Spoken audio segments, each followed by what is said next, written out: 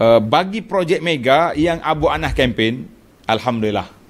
Seronok saya tuan-tuan, bermakna dakwah saya kempen projek mega ni nampak berkesan ada kesan kepada tuan-tuan. Sebab ramai tanya projek mega kita pun nak suruh mega sungguh, bukan mega sale. Mega sale tu habis duit.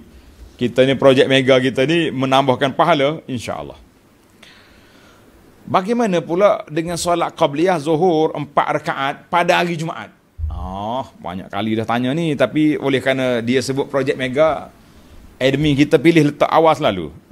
Sebab seronok dengan tanda para jemaah sudah menerima dakwah kita ni insya-Allah. Khilaflah masalah qabliyah sebelum Jumaat, ada ke tak ada? Ada sebagian ulama kata tak ada qabliyah sebelum Jumaat sebab zaman Nabi tak ada.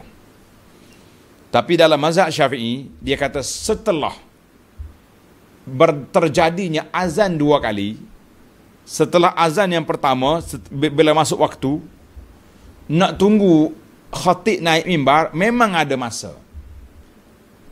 Dalam kitab fiqh mazhab Syafi'i, dia kata apa? Al-jum'atu kaz-zuhri. Sepatah dia kata. Al-jum'atu kaz-zuhri. Solat Jumaat itu, amalan sunat dia seperti zuhur.